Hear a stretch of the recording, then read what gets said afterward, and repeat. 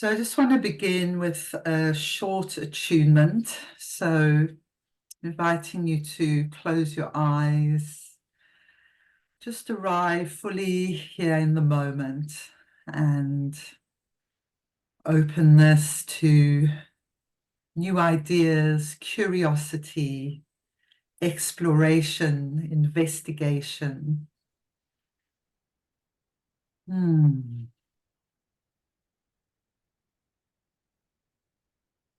And just opening ourselves to receive directly from the planet today. So whether our intellect can take in all the information doesn't really matter. We're just inviting that we receive the energy at an energetic level.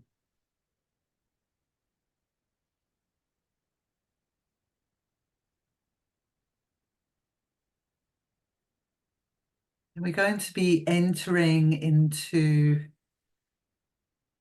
today, entering into talking about the 23rd gene key, which is splitting apart. So just tuning into your own life, things in your life that are splitting apart, leaving you with a quintessence, a simplification of ways of being, words, actions, as we move also from this big cross of planning and our whole industrial world, our intellectual world, and we're moving into the sleeping phoenix, a dreaming world, a world infused with the divine feminine essence.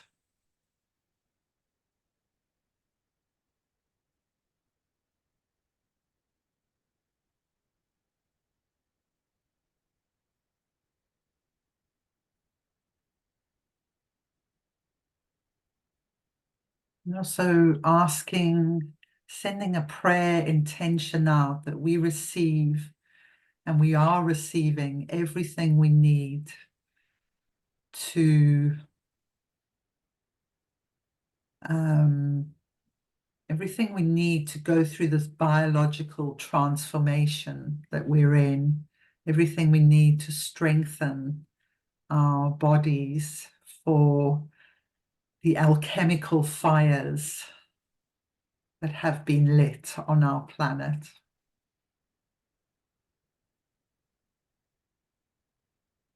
And having faith and confidence that Gaia wants to support us through this change, and that we can receive this information from her gracefully and with clarity.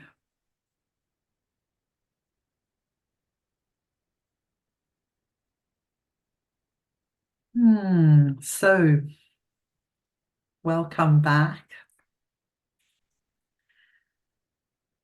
It's rare that I talk about something so far in the future as a few months away, but when Tara mentioned this Jupiter-Uranus conjunction, it really resonated, and I went off to find out more about what was happening.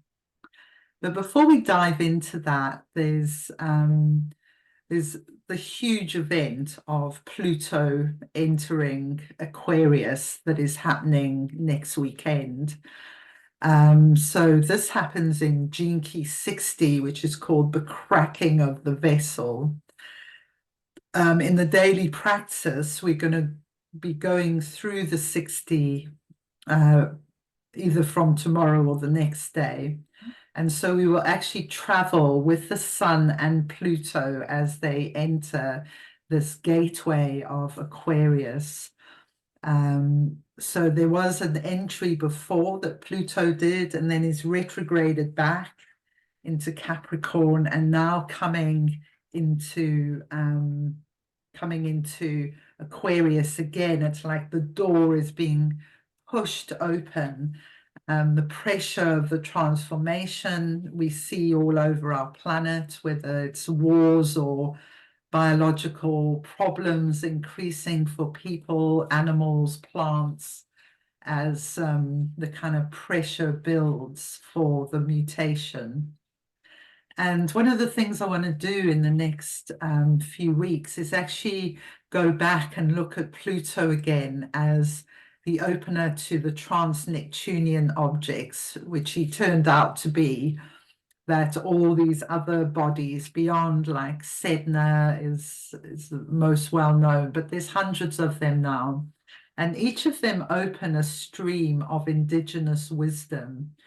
So where this energy is taking us is towards our kind of westernized mindset, very much based in the intellect, into embodiment and also into just the wisdom of indigenous people, seeming like, yeah, this is a really good idea to a lot more people as that unfolds. And I know all of us here feel very strongly that that is a wonderful direction that we're going in. So Pluto's coming up. This new moon that we had, the new moon was square the nodes of the moon. And what this means is the cycle we're actually in now is one where we need to make the changes. We need to steer the vehicle and understand our creative abilities. So I've been getting very inspired by Circe, again, the sorceress, who I feel really holds a key in this whole thing. So as well as that, we're going to be doing some more on Circe in the next few weeks.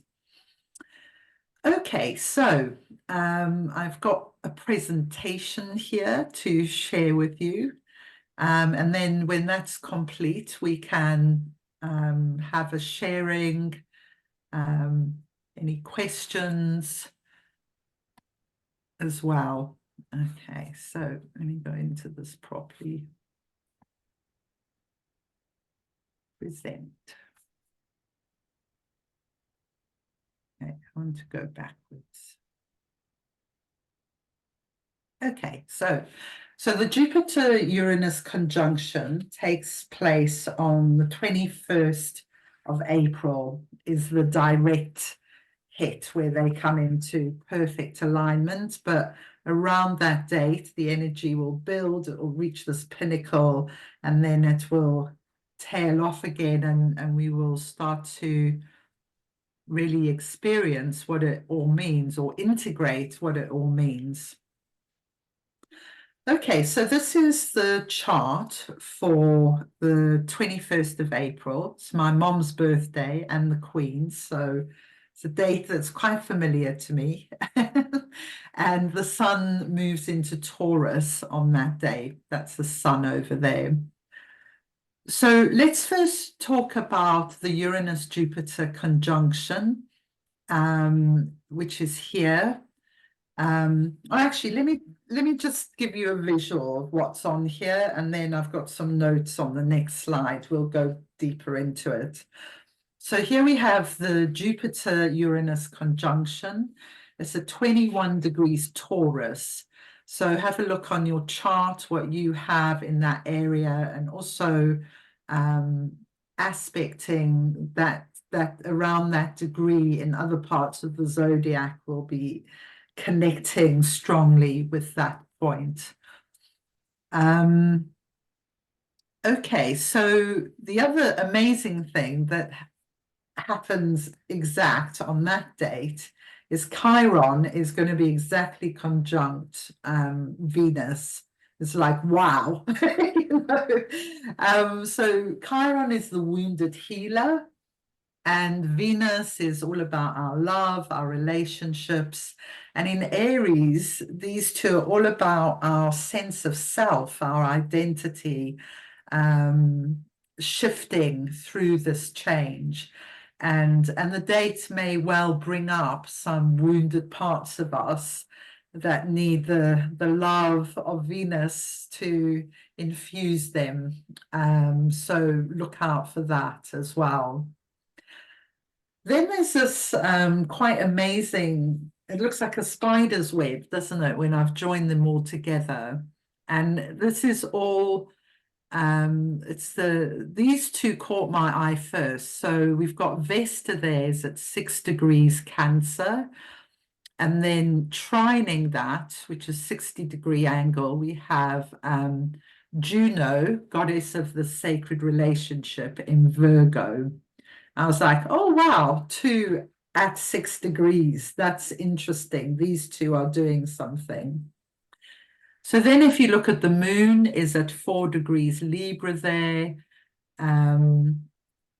Also Pallas Athena is at 6 degrees here, Sagittarius. So we have three major asteroids, goddess asteroids at 3 degrees Sag.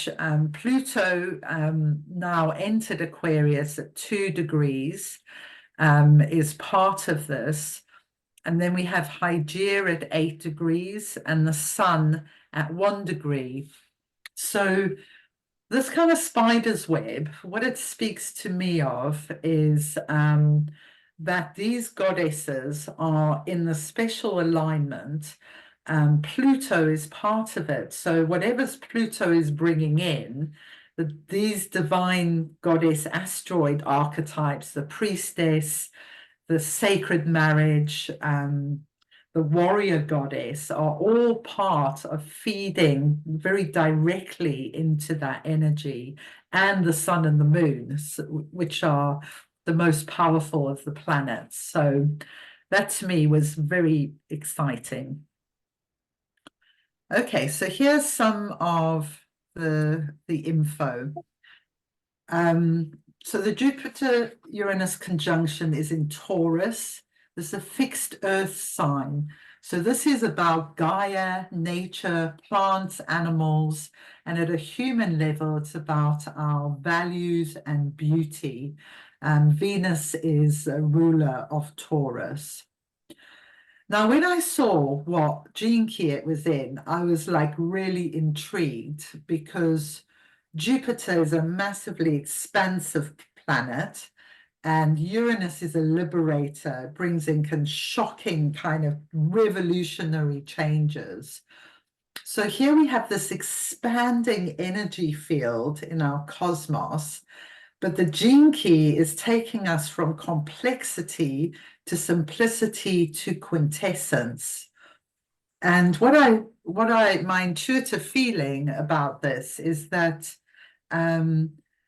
we're being stripped away of the complexity in our busy lives to find the simplicity. Perhaps the best simplicity is the simplicity of the heart, I always feel, is what it can come down to. So it's almost like in order to grow in consciousness, we have to release. This is called splitting apart, this gene key. So it can literally fragment things from your life. So it could be a pretty stressful period if you don't know what's going on and you don't kind of embrace it and work consciously with it, because people will be losing all kinds of things. Nations will be losing things as the old structures disintegrate. So the intuition, what we can do is we can use the intuition, which kind of is very individual, our intuition, and it zones in on what's important. I always feel it like almost like a light or a vibration. This is the thing I need to do, or I'll wake up and I'll know what I need to do that day. And it draws forth the quintessence from the imagination.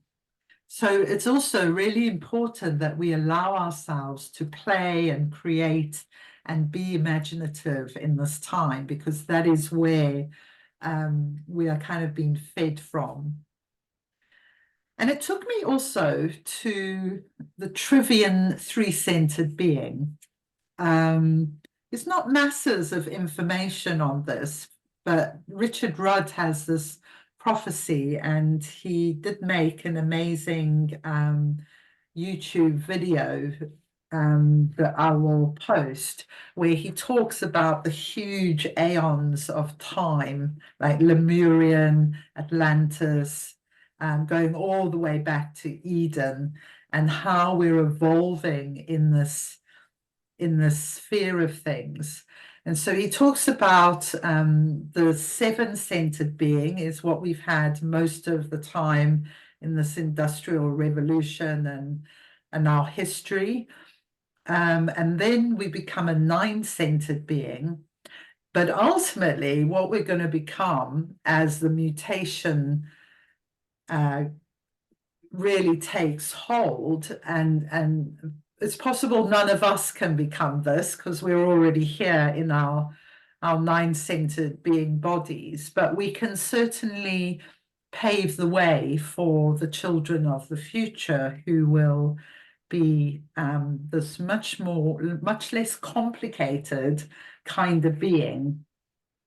The beings of the sleeping phoenix, we could call them. And I hope I'm alive to meet some of them. But we're really preparing for the future and doing all we can to ensure the survival of what is good about being human, the survival of the best that we have to offer the future. Okay, so yeah, I've already talked about this, so I'm going to jump on. There's lots of info out there about the mutation. Ra Uru Hu is the person in human design who talks extensively about the mutation and what it means. He can say some quite kind of scary things sometimes. And Richard Rudd, who comes from the same sort of ilk, the same trajectory of energy, I find much more maybe heart-centered, more in that divine feminine dreaming stream. So it's interesting, the latest thing Richard Rudd has brought through is this dream arc oracle, because it seems to really fit into everything that is showing up astrologically. So the mutation, for me, as I feel it, is about our life force and truth and love. And we can ask, what is seeking to be stripped away from ourselves and in our world? How can we live lighter and more from a place of love? And being very mindful in ourselves when we're being activated to go into hate and revenge and and working with that, not ignoring it, but working with it, and really having to go deep into ourselves to find places of love and forgiveness in the big issues and in our own lives. Okay, so what about Chiron and Venus? They're at 20 degrees Aries, which is a cardinal fire sign. This is about big transformation. This is a spring equinox energy. So this is Gene Key 51, line 6. This could be a very powerful shamanic initiation for some people. And actually, I was looking back on my notes on Circe was discovered in the 51st gene key, and I feel she is an archetype who can really help us in these times, be our initiator. 51 also has a shocking quality, much like the Uranus energy. So these two working together with the Uranus Jupiter, we could see some quite astounding things showing up, really. Then we had the six-pointed star, the star created by Sun, Hygeia, Pluto. So Hygeia is the healing goddess. Pluto opens the trans-Neptunian field. Pallas Athena, the warrior goddess. Juno is actually stationary. So she's the sacred marriage. And when asteroids or planets are stationary, they very much magnified in their energy. So important to notice that. And Vesta, who is the priestess. Pluto in the 41 is in the 41 start codon as well when all this is going on. So the start codon begins the new genetic sequencing of everything on our planet. And there's only one of them, and it's the 41. So Pluto will be in a long transit in the 41. And again, we're going to see a lot of biological change happening. Interesting, in the call just before this, Tara was talking about her perception that viruses could be the way Gaia gives us information. So if we think of the massive event of COVID, was an encoding of new information in some way. That's kind of mind-boggling, really. And we may see, more viruses coming in as this takes hold. Okay, so and another final thing is that Estrella, who is the goddess of the new golden age, or sometimes I call her the sacred artist. She's bringing in this more subtle awareness, is opposing Ceres, who is the mother goddess. So this is, I feel, is all about finding our balance in nurturing the subtle body awareness as it increases. So Jupiter is going to expand our awareness. And so, when our subtle awareness increases, we have to take better care of ourselves, basically, because we're more kind of influenced by the environment and poisons and in food and products and things like that. Okay, so just want to finish with what's happening on Soul Tribe Online. So next Monday, I'm going to do the trans-Neptunian objects and Pluto as the opener to those.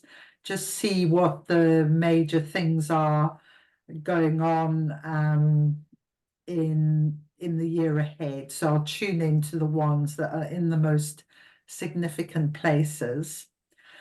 The Dream Arc creative class is changing to fortnightly. So the next one will be Wednesday, the 31st of January. And I want to do something on what hollow bones is what came to mind, reading and using bones in rituals. So we'll be sharing stories of when we found animals dead, and maybe we've taken wings or feathers or whatever. Maybe we've just found the feather is a form of a skeleton. So yeah, what does that actually mean? Like what do the animals teach us about the experience of death, which is what Pluto is all about, the death of the old and the rebirth of the new. The next Venus Inanna ceremony, the sixth gate, unfurling infinite bliss, will be Wednesday, the 7th of February from 8 to 10 a.m. Pacific. And finally, something that isn't on Soul Tribe, I do a free call with Mark Bentley from the Gene Keys every Friday morning. It's at 9 a.m. UTC to share dream arc animal stories and wisdom. So not a great time for America unless you're an insomniac, but I just thought I'd share that, probably maybe more for YouTube listeners later in Australia and Europe. Okay, so that's the end of the presentation. Yeah, so I just want to open the mic now. I'm going to stop the recording. If you are watching on YouTube, you're very welcome to join Soul Tribe and join in this live conversation, but we don't record this part to protect people's privacy. Okay, so I shall pause.